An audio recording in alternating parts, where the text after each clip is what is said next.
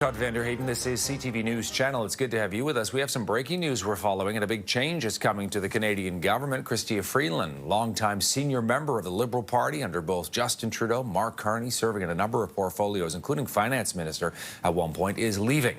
Freeland set to become a special Canadian envoy on Ukraine. Freeland, who is of Ukrainian descent, has been very outspoken, condemning Russia's illegal invasion of Ukraine and singling out numerous times Russian President Vladimir Putin. Freeland, in fact, was banned, sanctioned by Russia years ago. This all comes as Prime Minister Mark Carney has promised deeper Canadian involvement in trying to stop the war. We're expecting Freeland to make the announcement formal later this afternoon. Moments ago, Ontario Premier Doug Ford reacted to the news. Listen to this. Any thoughts on Chrystia Freeland stepping down from cabinet and becoming an envoy to Ukraine? Yeah, she's always a friend. I talk to her almost daily, bi-daily, and she's a good person, and she'll do a great job over in Ukraine, and I support her all the way.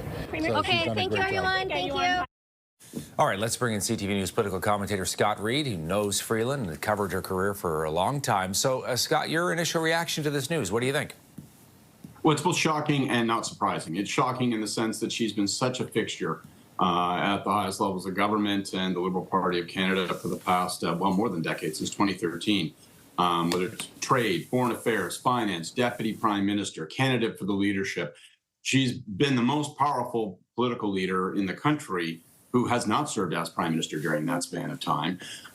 It's not surprising in the sense that once you've been at the center, once you've been the COO of the government, and when that government changes and when the power structure changes, it probably makes a sort of sense that you find the job less interesting and you look for tasks and for posts that would be more stimulating, and that probably explains his departure. She has been very passionate, Scott, as you know, about the Ukraine file and Russia's war.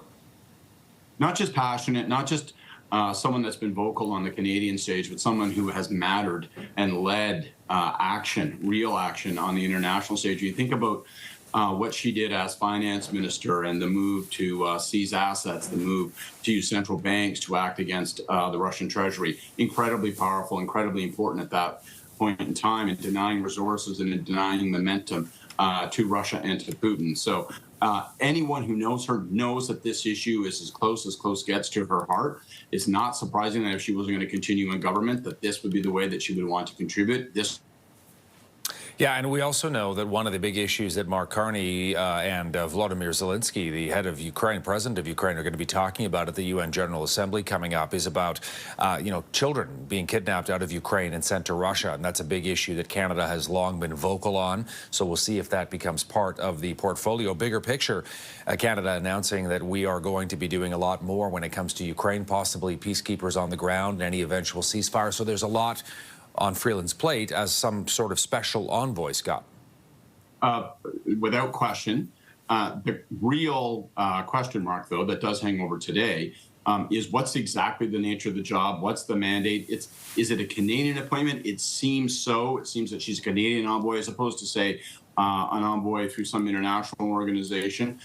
Will she remain in Parliament? There are sort of disputing and differing accounts as to whether she plans to step away from cabinet and the House of Commons or just cabinet at this time. That would be a big difference depending on the answer, because it would force a by-election in her riding, which is a very safe downtown Toronto Liberal riding, but would mean by-election nonetheless if she leaves. Good to see you, my friend. We'll find out what it exactly looks like when we get that announcement from Chrystia Freeland coming up later today. In the meantime, all the best. Thanks, Todd.